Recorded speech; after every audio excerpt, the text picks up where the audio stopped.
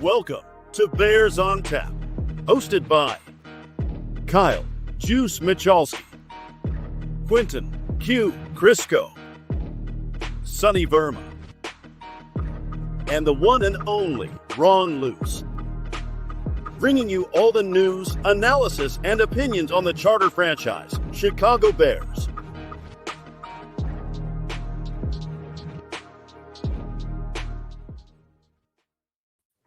And welcome back, ladies and gentlemen. Excuse me as I finish all my retweets and sending everything out everywhere all at once during the intro. But my name is Quentin Crisco. Unfortunately, my co-host couldn't be here today. But very fortunately, we are joined by Paul Noonan, who is a writer for the Acme Packing Company. Yes, Bears fan, that's a Packers website. And also the host of Reporting as Eligible and Milwaukee Tailgate podcast. Paul, how are you doing this evening? I'm doing great. Thanks for having me, Quentin. Yeah, we appreciate you jumping on. So, for anyone who hasn't followed along with this series so far, we're calling it knowing the enemy, and it's all about going through the divisional rivals and getting a guest on who knows these teams the way that we know the Bears, and who can really talk through what this roster looks like, what the coaching staff there is trying to do, and what we should expect from these opponents coming into this year. Because a lot of times going into a year, I feel like I don't know enough about the other teams that the Bears are going to play. And it's a good place to start with the team that they're going to see twice a year every year, right? Absolutely. Yeah. So our first question throughout this whole series with any team is, what's a reasonable goal for them this year? So for the Packers, what do you think their goal should be in 2024? I think this year their goal should actually be Super Bowl. Just because last year they were definitely ahead of schedule, and honestly got within spitting distance of, I think, probably getting there. They still had another game to go if they did eke out that 49ers game, but they were very close to doing so, and they'd played Detroit well over the course of the year, and a lot did come together for them. More than anything, their chief weakness, we'll get to weaknesses and strengths later, but their chief weakness for the last decade or more has always been on the defensive side of the football. For the last 3 seasons, it's mostly because Joe Barry was their defensive coordinator, one of the worst defensive coordinators of all time in the NFL. And they've to see him go. Yeah, I bet you guys are. And they're rid of Joe Barry, and I don't know if Jeff Hafley is going to be one of the greatest defensive coordinators of all time, but there is a very, very strong likelihood that he's better than Joe Barry is. Yeah, no, I can absolutely buy that he will probably be better than Joe Barry. And it's, I don't know, from a Bears fan standpoint, it almost makes me sad that everyone got theirs against Joe Barry, but the Bears never even did that. And it's just kind of like, man, I sit here joking, yeah, sad to see him go, but I don't know that I am as a Bears fan because they never did that well against him. Yeah, I mean, I call them the worst of all time, and I do think that's true. He only has his job because of the worst kind of nepotism. He is Rod Marinelli's son-in-law. He got his first defensive coordinator job as a member of the Detroit Lions because his father-in-law hired him to run the 0-16 Lions, and he built that into a whole career. But he hasn't been the 32nd worst team in defensively. He's usually 25th. So, they're not totally hopeless. They even step up against the Chiefs once in a while. Yeah. But generally speaking, he's terrible. So the roster's there. The roster was there for him. I mean, they've underperformed defensively for a number of years now. I don't think that they have the greatest talent in the NFL, but they definitely have better than 25th best defense talent. Yeah. Now, speaking of roster talent, what would you call the biggest strength on the Packers roster right now? So it's actually hard to pin this down, and maybe the correct answer is depth on offense. I think that's really kind of the whole ballgame for them. They are the youngest offense in the league. They were last year the youngest offense to ever win a playoff game. Almost everybody is 26 or under, and most of the team is 24 or under.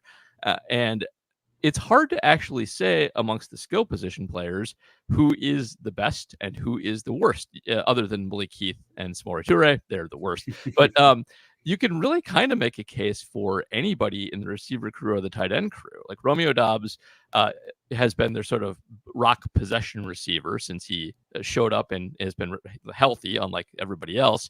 Jaden Reed led the team in receiving yards last year and is a incredibly fast slot receiver who they put to good use right away. And, he's a rookie last year. Dontavian Wicks is like an analytics darling. He basically led the league in all separation metrics. He was like a really good DVOA guy. He was getting open a lot, even though he wasn't used as much. Christian Watson is the best athlete on the entire team. He just can't stay on the field, but they think they discovered something in his lower body that is fixable that will prevent him from having as many hamstring injuries going forward. And I think his ceiling's the best. And even Bo Melton, I will give a small mention to, because he didn't play a lot last year, but when he did, he actually was their leader in yards per game receiving, and just underneath Dontavian Wicks in a lot of those next-gen stats type stats in terms of getting open. Their tight ends also appear to be quite good. So I think the big thing with the Packers is, even if they do suffer some injuries, even if they do go through some rough patches with not being able to get guys on the field, they just have a ton of depth that they can rely on. That goes for the offensive line as well, where they're like 7 deep as well. So they are just really a grinder team in terms of how they've stacked up on offense. They nailed a couple of drafts in a row. Last year in particular was outstanding. It's hard to actually find an underperformer on last year's draft class. And so they are on offense just stacked. That is their strength, is that they can weather a lot of storms and still put up above average offense. Man, I've got to say, like, first of all, when I look at this receiver room, I just see a graveyard of the receivers I wanted the Bears to draft.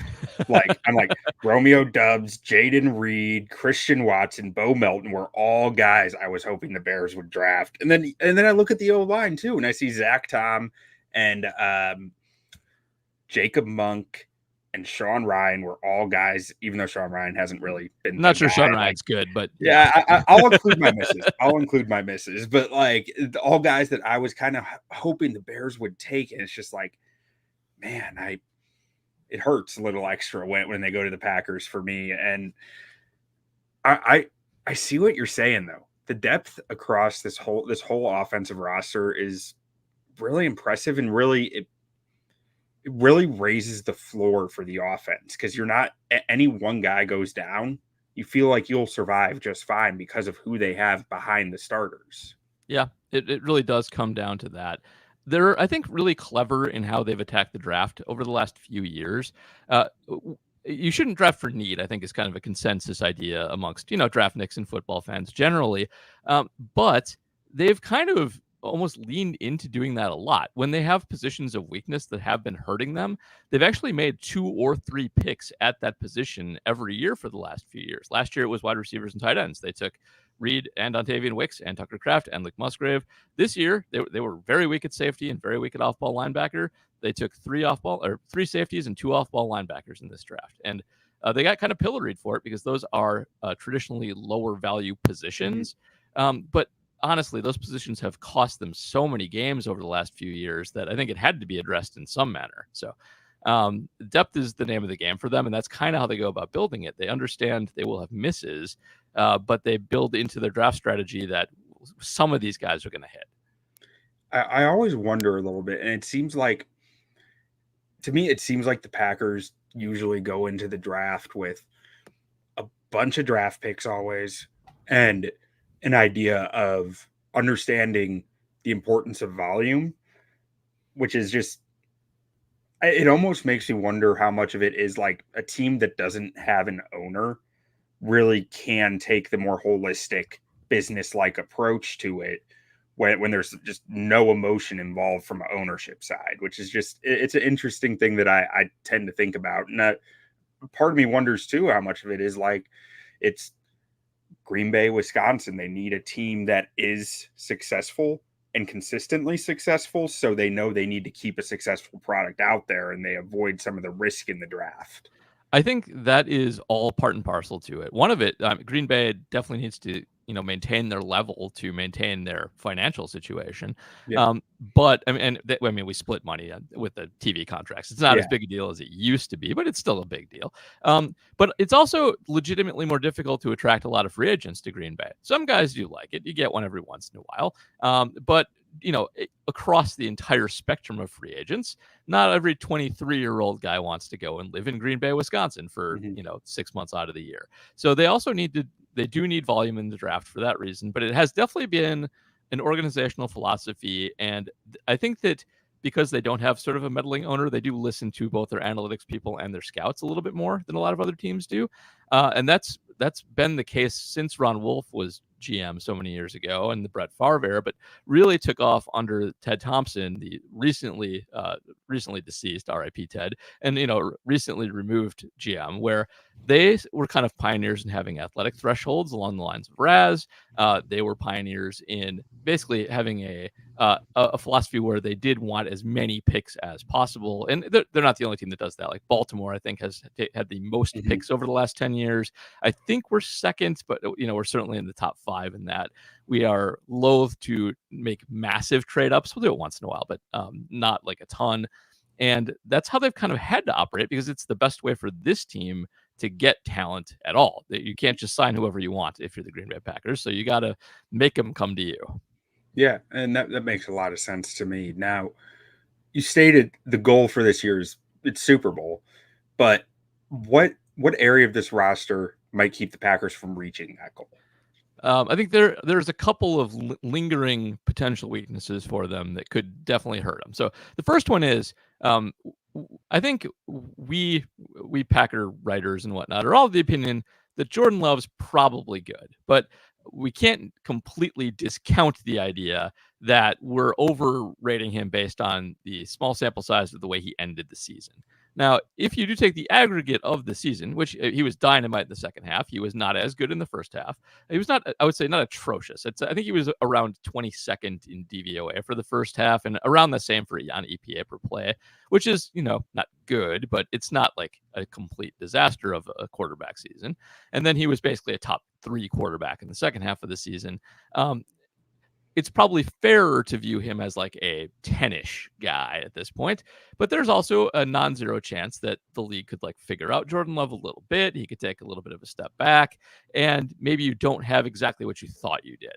So I would say the biggest weakness is definitely just uncertainty about Jordan Love. I think they're about to pay him a bunch of money, and while we think he's good, and there's a lot of evidence that he's good, it's certainly not a sure thing at this point. It just isn't, and anybody who tells you otherwise is lying. Now, we hope he is and think he is, but that's definitely one. But the other one is still on the defensive side. And just because you hire a new defensive coordinator doesn't automatically make you good at defense. And they do have some weakness at some key areas. I think the biggest one is corner.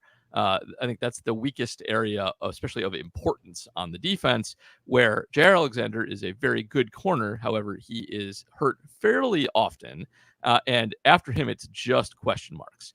Carrington Valentine played really well last year, but he's either I forget if he was a UDFA or a 7th rounder. He does not have a good draft pedigree. Let's just say that about him.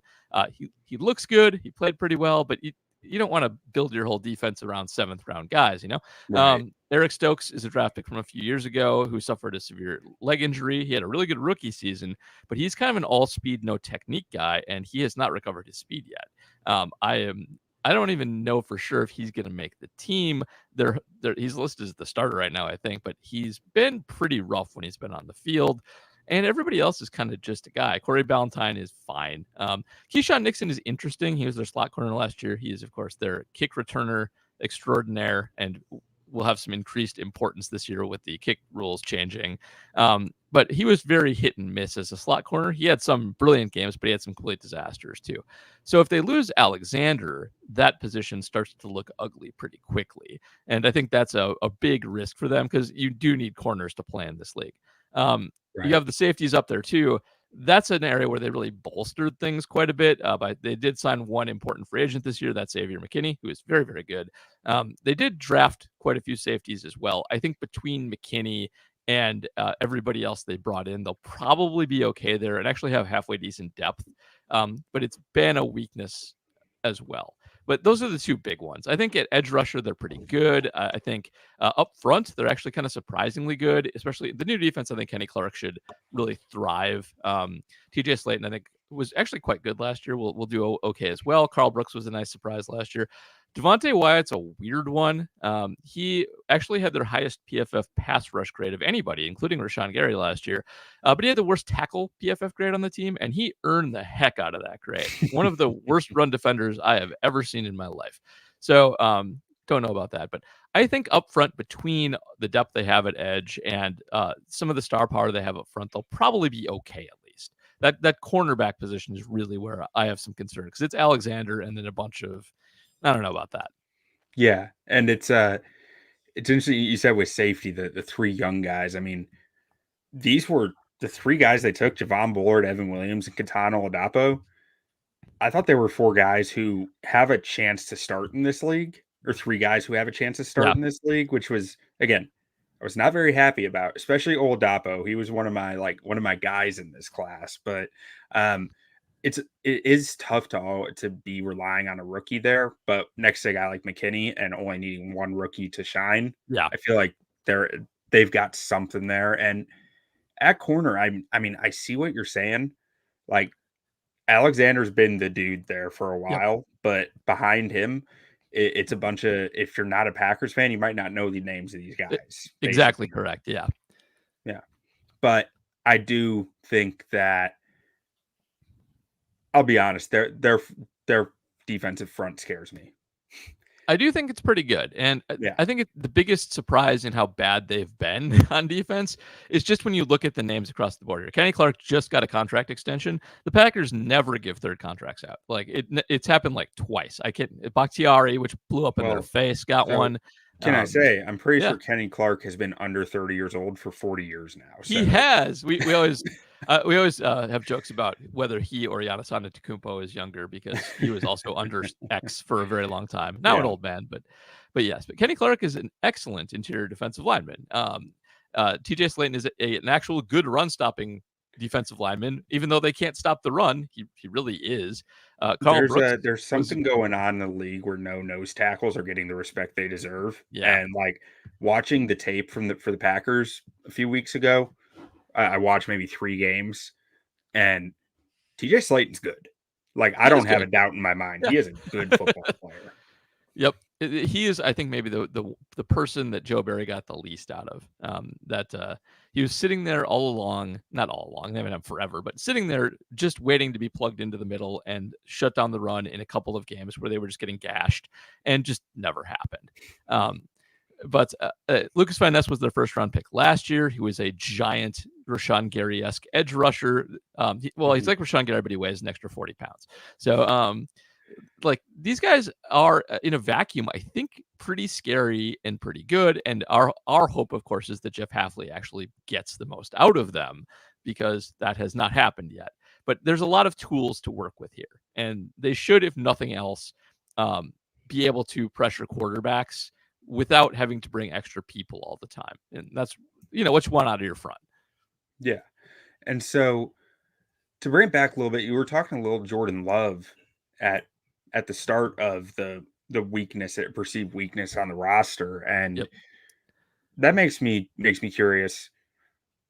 How would you describe Matt LaFleur's offense, and what type of weight would you put on their offensive performance to Love versus to LaFleur? Or, I mean, obviously both guys deserve credit. Love is the guy executing it. So there's definitely something there, but I can't help but wonder after watching really, I mean, week 1 last year practically put me in the ground and made me never want to show up on camera again. But I felt like LaFleur just thoroughly pants the Bears in every way possible. And I had, for the whole first half of the season, every time I saw Jordan Love doing good, I was like, well, yeah, Matt LaFleur is the best play caller in football. Of course, he's like, that guy is just on fire. Yeah. But how would you attribute the full season? Because Love definitely did really come on down the stretch. He did. So I do think that praise for Matt LaFleur is justified. I do think he is a large a big reason why their offense is good. And that's not just a Jordan Love opinion. When Matt LaFleur came on board, a lot of Packer fans, myself included, were kind of ready to move on from Aaron Rodgers, who'd really stagnated under the last few years of Mike McCarthy. They were putting up like, teens offensive performances, not top 5 offensive performances. And as soon as LaFleur took over, Rodgers was immediately an MVP candidate and won a few, like right away, with barely any implementation or time to get used to it. And frankly, without Aaron Rodgers really playing or liking the system that much, it's just you got to play with what's out there. So LaFleur's very good at that. He is a Shanahan school guy. I think he is kind of a tweener between Kyle and McVay, and only because if you look at kind of the formation splits that the 49ers run, which is a lot of 12 and 21 personnel, a lot of heavy and a lot of motion and deception based on that, versus McVay, who's 11 all the time. The Packers are kind of split between that. They run more 12 and 21 than a lot of the rest of the league, but they run about twice as much 11 as the 49ers do. And I think a lot of that is based on the fact that until this last season, when they drafted 2 tight ends, they didn't really have heavies like Kyle Juszczyk and like George Kittle to do a lot of the same stuff Shanahan does. They kind of do have those guys now, but they were hurt a lot of last year. And I think they may lean a little bit more 49er than Ram in the upcoming season for that reason, if they can use Tucker Kraft and Luke Musgrave at the same time. But they also have that receiver room. So what they excel at more than anything is, and is more like the 49ers, is they use a lot of motion, they use a lot of play action. They do generate a lot of easy open throws for whoever the quarterback is. And so a good chunk of their offensive production is playing in a good system and executing it properly. Jordan Love also does have a skill set that lends itself to that.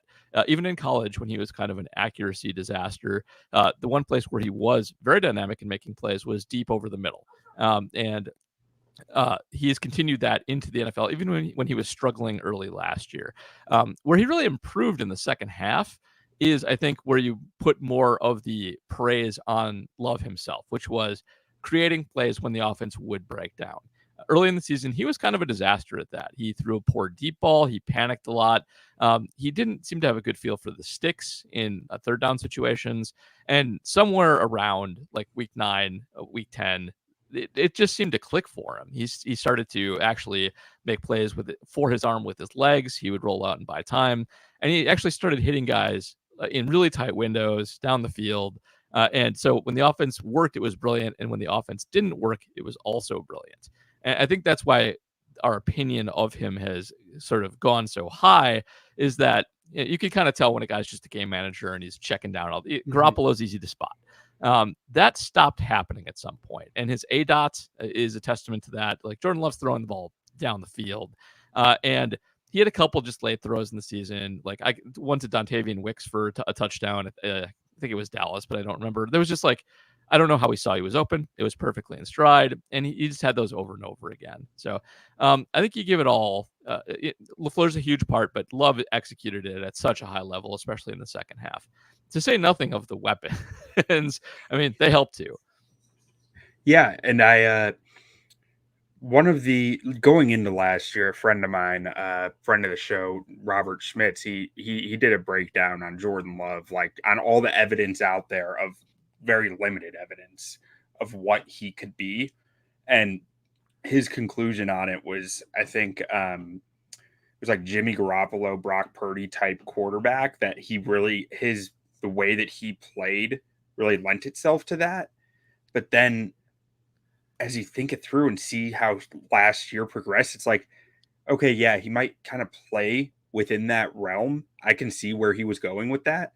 But at the same time, he has a howitzer of an arm that those guys just don't have. And it's like, I don't know, it starts to get me worried about him when I start thinking about that too much with a coach like Matt LaFleur, who's been able to really get his mechanics clean over the 4 years that he was on the bench, and been able to drill some of the mental reps into his head of the concepts that they're looking for. Is really, I don't know, it's an interesting aspect, because you don't see these coaches, or I guess you just don't see that many QBs who play within structure that well. Yeah. That can also that walk that line really well of structure to no structure and do both sides well. Yeah, I do think one thing Love has taught the league, and that hopefully has been well learned at this point, is that if you draft a traits quarterback, which is what he was, because he was definitely not ready to play year one, but he has like a 70 out of 20/80 scaled baseball is what I use for quarterback arms. Yeah. He is a 70 arm. He's not Josh Allen, and he's not Right. Anthony Richardson, but he's the next tier. And if you have a guy like that sitting and so if you're preparing every week to play games, what you're doing is you're preparing to pick out tendencies on the other side. You're installing game plan, but you're not working on footwork or mechanics to sideline throws and stuff like that. So sitting really is necessary for those guys. It's very difficult. Time is limited in football. You do not get infinite practices to carve out mechanical flaws. And if you actually do get to sit and learn for a bit, you can turn a really raw quarterback from college into an actual good NFL quarterback. And I think a lot of teams rush into playing their traits quarterbacks a little too quickly, far too often. Like where you land really matters a lot. I think that's the lesson more than anything. If Jordan Love had landed on like the Panthers, I don't think he would have been anything. I mean, I think you could argue if he'd landed on 30 of the other 31 teams, he might not, because there was only a handful of situations where you can sit a quarterback drafted in the first round, right? Like it's unfathomable in so many ways to so many different teams, unless you have the Aaron Rodgers or like you had maybe Tom Brady and the Buccaneers in the same time frame. Yeah, like you had Alex Smith ahead of him. I always like to say it's the if you want to sit your young quarterback, your starter needs to be at or above the Alex Smith line. Otherwise, it's just not going to work. That's a good rule of thumb. Well, we could maybe move it to the Sam Darnold line after this year, but yeah, we'll see. We'll see how long they go with that. Yeah. Now, if you were an opposing defensive coordinator going up against the Packers, how would you attack their offense? So it's really difficult to do that, but there's one, I think, big weakness that Matt LaFleur has, and the team has, generally speaking, which is like I think the Packers run the second most after the 49ers do, but they don't have Christian McCaffrey on the team. And Aaron Jones was, I think, in carrying the ball pretty close to Christian McCaffrey, but they limited his touches to like 10 a game, and he got hurt for half the season most of the time. So you would often end up with A.J. Dillon, who is just a disaster of a train wreck of a running back. So they do have Josh Jacobs added to the roster, but I would dare the Packers to run basically every play. And if Jacobs is healthy and they're going to lean on him, then that might not work. He was excellent 2 years ago. He was bad last year, but he was a Raider. We can give him a little bit of a pass. There was a lot of weird stuff going on in Vegas with that offense. So I agree. Yeah. Behind Jacobs, they have Marshawn Lloyd, who's a rookie, and they have A.J. Dillon. And A.J. Dillon just isn't a good running back. His success rate is very low. If you can force a bunch of carries from A.J. Dillon, you're going to probably be successful. And they like to have him on the field because he is a good pass protector, but he's bad at running. Marshawn Lloyd is a very exciting, dynamic young running back. However, at USC, he fumbled once every 48 touches, by far the highest of any running back in college football last year. And so if you get him on the field, you might be able to force a turnover or two. So I would go dime against them all day. Make Jordan Love continually RPO check to run plays and just see if you can shut that down. If you look at their splits from last year, between first, second, and third down, they were by far the worst on second down, and a lot of that is just a tendency to give up runs on second down instead of trying to pick up the first down. I think my biggest complaint about the 49ers and the Packers is that they do that a little too often. Like, I know it sets up their constraint plays, but you don't need to do a running play on 2nd and 10. You just don't do that. They do fall in love with that, and they do go to a bit of an auto check against dime. And especially if they don't have their horses at running back, you can force them into a bad offensive game plan just by doing that. Interesting. And it's really interesting as a Bears fan who's sitting here thinking, say what you want about Jaquan Brisker's coverage. The guy plays the run like a linebacker. Yeah. And a guy, Jonathan Owens, I'm not sure he's the strongest coverage player, but he'll come thump in the box a little.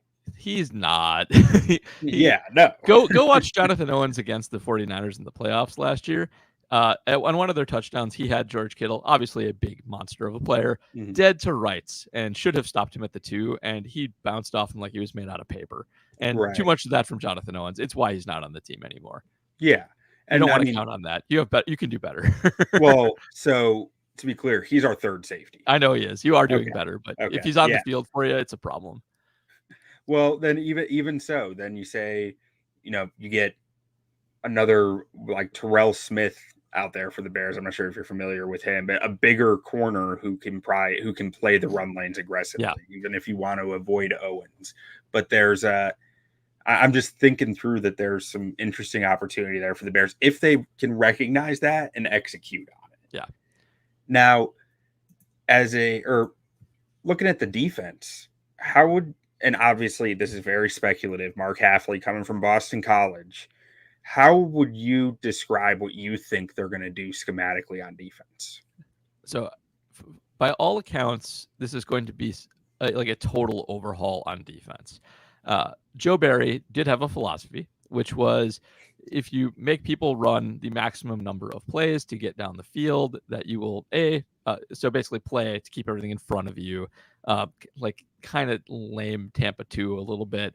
But if you do that, you limit big plays. They'll make a mistake before they get into the end zone. Now, the Packers were poor at doing that and executing that. People hit tons of big plays against them anyway. They were 31st in interceptions last year, despite having a very high pressure rate on quarterbacks.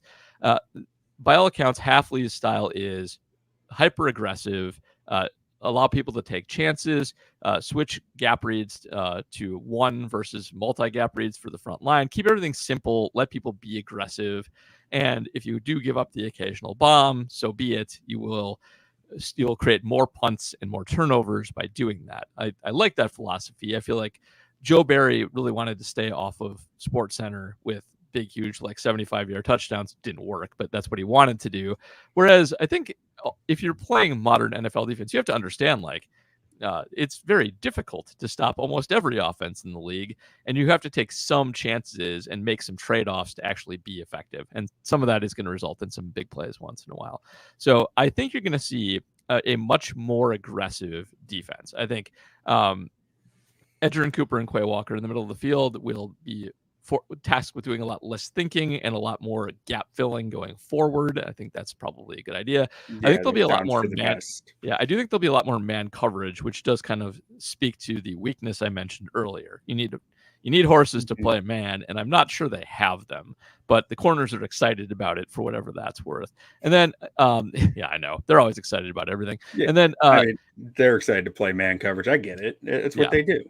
And then, theoretically, you kind of open if you do create pressure and you create tense situations, you allow the safeties to be ball hawks and kind of have some free roam to clean up stuff in the back. I think the Packers will probably have some embarrassing moments on defense this year, but I think generally speaking, they will maximize what Rashawn Gary and Kenny Clark bring to the table. They will probably increase their interception total just by regression to the mean, if nothing else. Like having 7 over the course of a season is an almost incredible feat in and of itself. So only the Titans had fewer. They had 6, which is ridiculous. I did not realize that they were that low on it.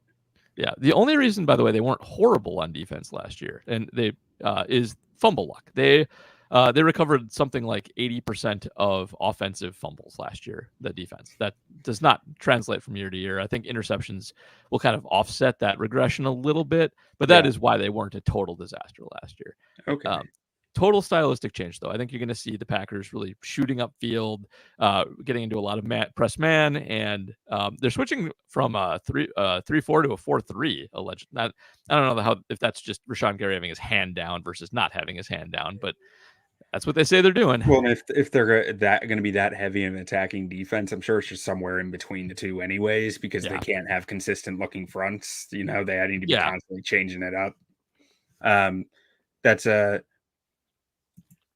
I think my main takeaway from your first part of that was the only thing worse than a bend but don't break defense is a bend but don't break defense that consistently breaks. Right. That is correct. Because the Bears bend don't break, cover 2 principle defense, right? I get it. I didn't love it when Lovey was here. I loved the wins when Lovey was here, but I didn't love the defensive scheme. I don't love bend, don't break now. But if your coaching is good enough, I think it works, right? But it's like, Yeah, how disciplined can your players be? Because if they're not disciplined, it will break it consistently. absolutely will. And that's, I think that's kind of where they were at with Joe Barry. There wasn't consistent messaging or something coming through. It was my read on it. Yeah, I think that's exactly correct. And it was just a disaster every which way you look at it with Barry. His philosophy may work in some instances, but his coaching was not up to making it work here.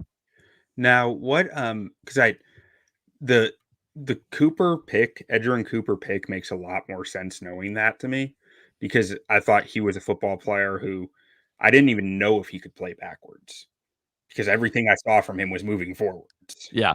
And I do think part of that is that stylistic nature coming here. I do also think they just need bodies there. And Yeah. he was the best one available. He's obviously a super great athlete as well. Yeah. And, you know, when you get that, you can also coach it into sort of whatever you want. But yeah, I expect those linebackers to mostly be teeing off and run stoppers. You know, linebackers have coverage responsibilities too, but nickel's the base for everybody as well. Yeah. So I do think they want to minimize how exposed their linebackers get. One of the jokes Packer fans make about the last 3 years is that Preston Smith, like twice a game, would get lined up on a receiver. It happened over and over again. And yeah, Preston actually did okay, given that he is a giant edge rusher. But, you know, he also got burned a lot. It's a huge weakness, and it should never, ever happen. I think they'll probably have a lot fewer mismatches of that nature with their personnel this year. Yeah. Now, if you were an opposing offensive coordinator, how would you attack the Packers defense? I would start by testing Devontae Wyatt on the ground all day long. And if you can make hay and get him out of position, you can make the Packers go crazy with having to put extra linebackers on the field to compensate for how terrible he is against the run. And he is bad. By the way, Rashawn Gary also terrible against the run. Rashawn Gary is a lot of things. He's a great pass rusher. His pressure numbers are usually right up there with the Bosas and other outstanding edge rushers. But he's over aggressive and he gets upfield too much. I don't think that's going to change if they truly are meaning to be an aggressive attacking defense. It's not going to suddenly discipline Gary and Wyatt into being good run stoppers. So I do think they'll still be vulnerable to outstanding running attacks, and I think you'll see teams try to do that to them. Like I loathe having to play the Lions and their offensive line and the running backs twice a year. It is an easy way to, I think, exploit the Packers. So I would start there. If Eric Stokes is on the field at all, I'm going after him all day. I'm getting my number 1 or number 2 outside lined up on him. I am putting people in motion to solo him, and I'm just attacking that until it is stopped. And the only way to stop that, I think, is to take him out of the game. That would be my bread and butter to get things going. So the Packers also do struggle with mobile quarterbacks, and a lot of that is Quay Walker's fault. He's a fast guy who's slow on his reads. And he gets himself out of position with some regularity as well. He's already established himself as having a history of sort of boneheaded plays on the field. Accidentally hit a trainer in a game and got suspended for a game. Actually, accidentally, like lost his temper, and I think he thought it was a player, but it was not a good look. And he loses his cool a lot too. So those are the guys I would target specifically. There's a lot of ways to do that. But you know, there's still weaknesses on this defense, and you can make some hay with your run game in particular and picking on Stokes in the passing game, I think, all day long. Interesting. Now, I mean, from the sounds of it and how attacking this defense is going to be, sounds like Stokes can be left on an island out there at times. So they do, I think, give a little too much credence to draft pedigree. One of the Packers' failings is that they stick with first and second rounders longer than they should, even when it's very clear they're terrible. And Stokes is a former, I think, first rounder, certainly high. Yeah, I believe so. Top 40 if it wasn't. We'll say high draft pick. But I think based on all tape I've ever seen of the two, including Stokes Goodyear, Carrington Valentine is better than he is. So hopefully talent and sort of tape wins the day there, and it's not a problem. But so far it is, because I think he's still listed as cornerback 1 on the depth chart, and they've had good things to say about him. I don't trust that at all. Okay, interesting. Now, to bring it kind of full circle back to the NFC North rivalry here, how do you see the Packers faring against the Bears in 24? And I'm sure it's a laughable thing for Packers fans to even think about it, but So I think probably higher on the Bears than a lot of people and Packer analysts are. I do a lot of numbers work for Acme Packing Company. One of the things about team building and team progress generally is the NFL is not linear. Like, you don't like go from being 5-12 to 7-8 to 10-7. Like, usually you have a really big jump because quarterback is very important, and there's sort of the domino effect on defense is very important. If you lose 2 guys on defense that can be picked on, your defense can become terrible quickly, and if you fix those holes, it can become excellent quickly.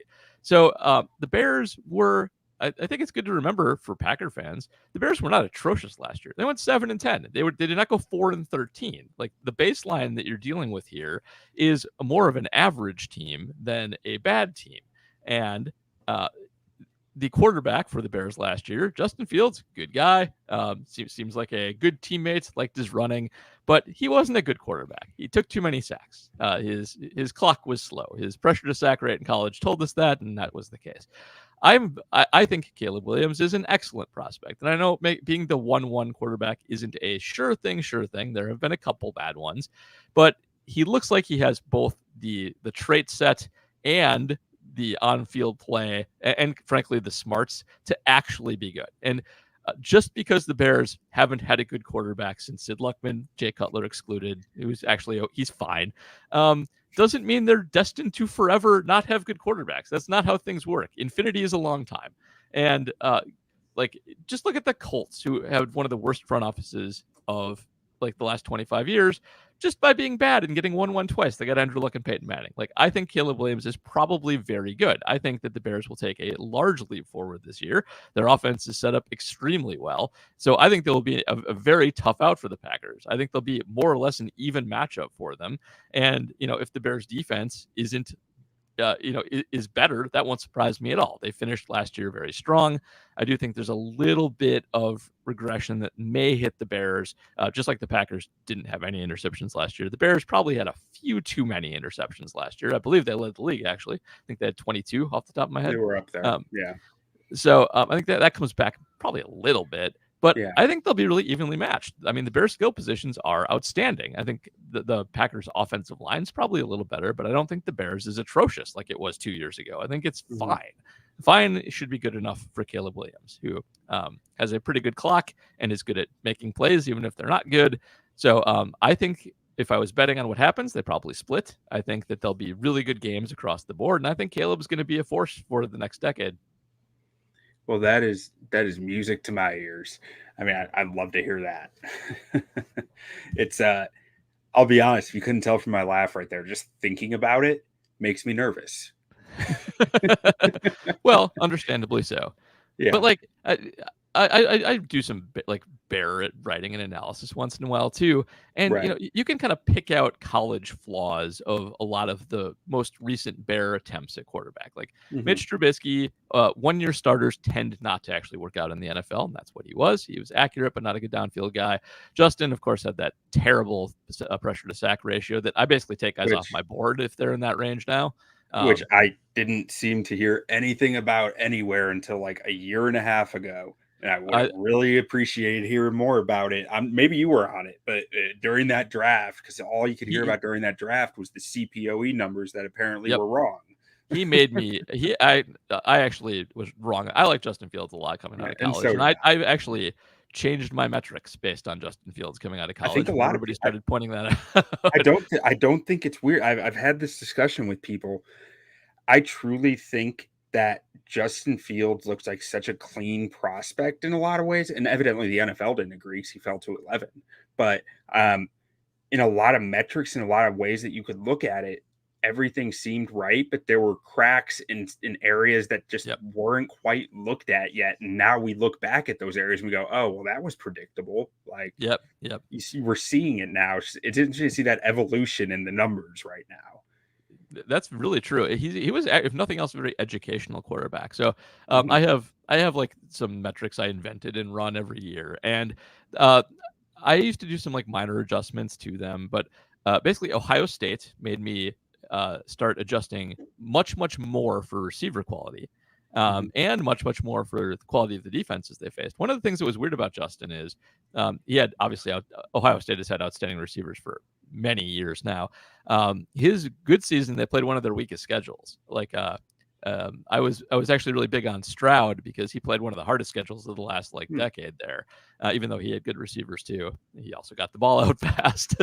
but Yeah. uh, but like every Bear quarterback who's been a first rounder who hasn't worked out, going back to like Cade McNown, had in retrospect some pretty obvious college flaws, and Caleb Williams doesn't really have those. He actually had kind of a bad pressure to sack ratio last year, but a lot of that was Lincoln Riley being just a disaster of an offensive coordinator for USC. And if you just go watch USC games, like the only reason they were any good at all is because of his playmaking ability. The year before, they had a much more structured offense, better receiver talent, and Mhm. his pressure to sack ratio was like 14, which is perfectly fine. Like it was only bad because of the situation he was in, and at least he demonstrated that in a proper offense, he does get the ball out fast. So I have like no. I mean, anybody can bust, but I can't really make a good case against Caleb Williams. There's not a lot of indicators there that he's going to be anything other than very good. Yeah, it's an exciting time. But to circle it back to the Packers now, who's one player on this Green Bay team who you think has largely flown under the radar and might not get the attention they deserve? That's probably Zach Tom, who is their best offensive lineman. He flies under the radar for a couple of reasons. One of which is he usually plays right tackle, but he can kind of play everywhere and does play everywhere. One of Adam Stenovich is their offensive coordinator. He was their offensive line coach before being promoted. I think this is his quote, but it's somebody on the team, which is Zach Tom is an All-Pro tackle. He is an like all-time great guard, and he's a Hall of Fame center. So that's what you kind of have in that guy. And their offensive line, I think, is kind of discussed as a unit. As they're good. They have a lot of good players. There's not like Bakhtiari there anymore to have the Hall of Fame caliber guy, but Zach Tom might actually be that guy when it's all said and done. I would say he's kind of the big one on offense, especially. I would also say Dontavian Wicks, but I feel like the word's kind of getting out on him a little bit. Like in the Yeah. Football Outsiders Almanac, he was one of their top 25 prospects. His underlying numbers are kind of off the charts good. So he's one to keep an eye on just in the receiving core. Now it's interesting on Tom because was he playing injured down the stretch last year or anything like that? Do you know? I believe he did have a nagging injury for about 6 games, and it did Okay. show up in his game by game grades for sure. Okay, because especially like I think it was in the playoffs, I felt like Bosa was kind of eating his lunch, and it's Nick Bosa. Like, let's not parse words there, but like I felt like I was underwhelmed by what I saw because I was expecting more from him, but then like a Packers fan came at me for saying something about I thought his ceiling might be a little lower than what it's kind of talked about. Well, I But do think, in fairness to you, I think tackle's his worst position. So yeah, I think that's probably fair. And if you put him up against the Bosas, that could go wrong for him. okay. He generally speaking holds up. If you move Zach Tom to an interior position, he immediately becomes great. So Yeah, my takeaway from that film is I think he's a good tackle, but I don't know that he'd be a Pro Bowl tackle. And that's kind of where I was sitting there. I thought maybe there might be an injury there or something that might explain So it. I do think he was banged up, and Elton Jenkins was definitely banged up too. Their offensive line did got hit pretty hard last year, and they got down into the dregs a little bit. They did add Jordan Morgan in the draft this year, so they do run about 7 deep this year, but that should give them a little more flexibility to put people in the best position.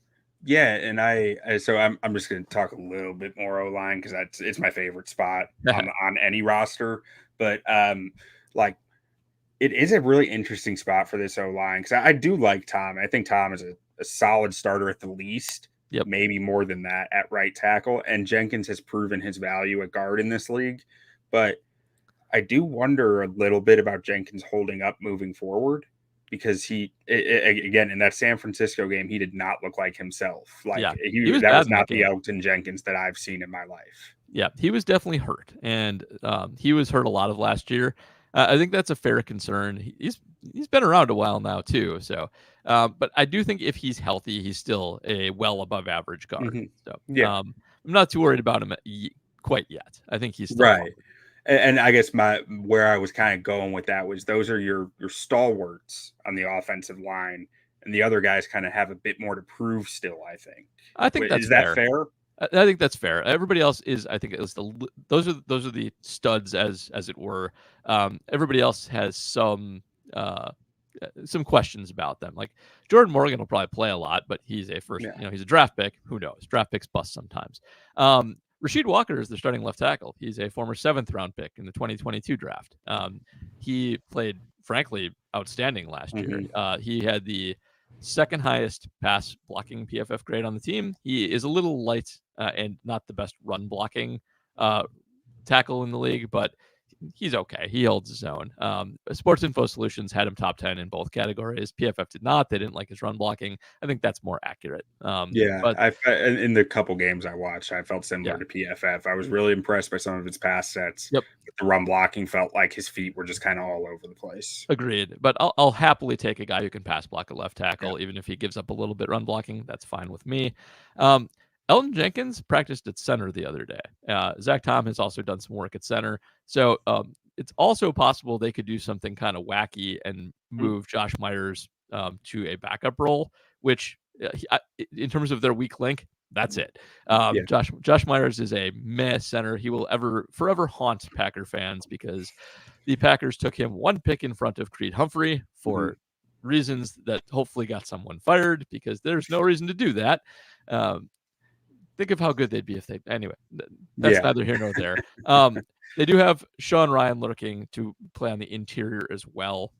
He has not been able to get himself on the field, but when he has, he played kind of sporadically on running downs last year and was a good road grader. I think pass blocking is still a little bit of a work in progress for him, but he's a big, mean guy. And if they have to play him at guard a little bit, that's probably fine as well. Yeah. And then so last question here, after I derailed us an O-line talk because I'm a sicko for O-line, but what do you think non-Packer fans should think about Jordan Love going into 2024? I guess more than anything, you shouldn't be surprised if he ends up being a top 5 quarterback. I think, like I said, there's still a non-zero chance he busts out, but I think the odds of that are pretty low at this point. Just he showed off playmaking and arm talent in the second half of last year that looked to be elite. It looks like he has a good locker room presence, a good rapport with his receivers. More than anything, though, normally, if I saw the splits that you have up on the screen right now with that PFF pass grade going from red to green, I would assert a lot of that improvement to just random chance. That a lot of times in statistics, second half improvements fool front offices into doing dumb things when they would just happen to be a run of good luck or a run of bad defenses or something like that. I think in this instance, though, because every Packer skill position player was either a rookie or a second-year player, and the offensive line is also very young, that seeing this improvement from the first half to the back half actually makes a lot of sense. And the fact that it did click in and receivers were frankly not performing in the first half and started actually catching things in the second half makes me think that improvement is probably for real. So I suspect, I know it annoys the entire rest of the league, I do suspect the Packers got a third good quarterback in a row, and you should view him as a quarterback with the upside of like Justin Herbert and Josh Allen. If probably not Patrick, that's too much to put on anybody. But I think the talent is there for him to be along those lines again. Yeah, I'm a little worried that is the upside myself, and I'm if I'm being honest, I am hopeful that there is some of that second half over projection right now, and there is still further for him to go because if if he carried on like he did in that second half, then he is there. You know, he is at that spot, in those like that tier. But it's just a question of doing it for a full season. How much of it was chance, luck, whatever you might attribute it to. But the stuff he showed with arm talent really made me rethink my thoughts about him. Made me, because it just, I could stand a guy who's just good in structure and can do the job, but might not have that it factor when stuff breaks down. I could stand a guy who might struggle more in structure, but can do it when it breaks down. But a guy who can do both starts to worry me. And he started to look like a guy who can do both. And I think on for a different podcast I do for the Packers preview we did, the way I put it is, even if Jordan Love isn't good yet, if Matt LaFleur can keep finding ways to make him produce well and keep stuff simple for him, after so long of doing that, he will just be a good quarterback, because he will have seen enough and understand enough that he will just carry that with him, and he will be a good quarterback at that point, because the physical limitations are not there. That's right. At some point, it's just experience and muscle memory, and Brock Purdy gets a lot of crap for playing for Shanahan, and obviously not as physically talented as a lot of quarterbacks. But to some extent, it does't matter, because he is playing for Kyle Shanahan and will continue to be playing for Kyle Shanahan for the foreseeable future.